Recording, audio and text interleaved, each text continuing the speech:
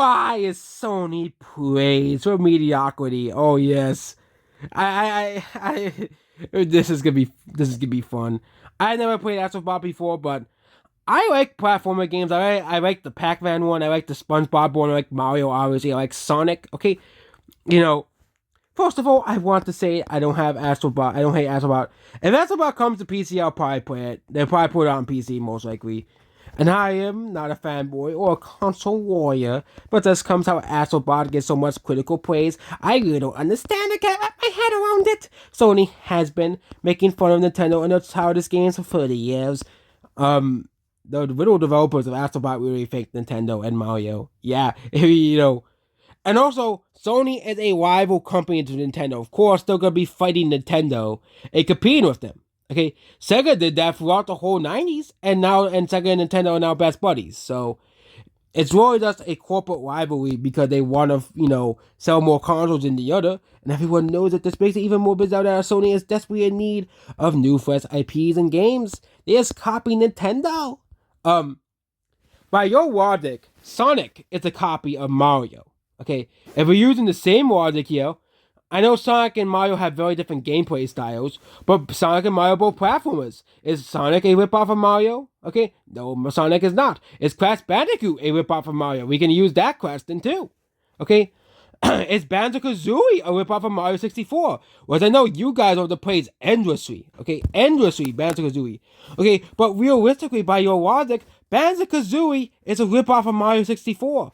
Okay, and what about, all of the games that claim to be Metroidvanias, which are ripoff of Metroid? Okay, by your logic. Okay? Every single mechanic in Astrobot is copied from a Nintendo game, and the creative team is only Nicholas Douglas. Even Opie admits the game was basically a Mario ripoff. That's in a more politically correct way. This only proves that Nintendo was robbed of Game of the Year at the Game Awards of 2023. No other company could make such a masterpiece as The Legend of Zelda Tears of the Kingdom. It's snubbed for a game that pushes woke ideology and boring mechanics. Oh, not gonna say that China rigged the Game Awards again. Okay, Baldur's Gate 3 is a critically acclaimed game and also has a very similar user score to Tears of the Kingdom. It's not like Baldur's Gate 3 is this very divisive game that everybody hated, like The Last of Us Part 2. Okay, really, Nintendo was robbed the Game of the Year of 2020. Because, really, Animal Crossing sort of won because of how much impactful Animal Crossing was on so many people. The Last of Us was not impactful on anyone. People hated that game. Okay, Animal Crossing sort of been nominated sort of won Game of the Year. Okay, Animal Crossing hands down, or Doom Eternal, because I know Doom Eternal came out that year. Either one of those games sort of been nominated for sort of one Game of the Year. Not The Last of Us Part 2. That's sort of not one Game of the Year at all. Gameplay has been done 1,000 times before. Baldur's Gate 3 is not fair because no other company could create such a masterpiece. No other company's dream of working with Nintendo. And yeah, that's actually true. Okay, Nintendo is actually one of the most demanded companies to work with in Japan. Okay, I know that's we copied them for the 10 minutes of fame. Nintendo are not the only ones who really know how to make games. It's always seems they get so much hate for it because they deserve all the praise and order. Yeah, they do make, they do deserve a lot of praise, obviously. I defend Nintendo all the time against these people, okay?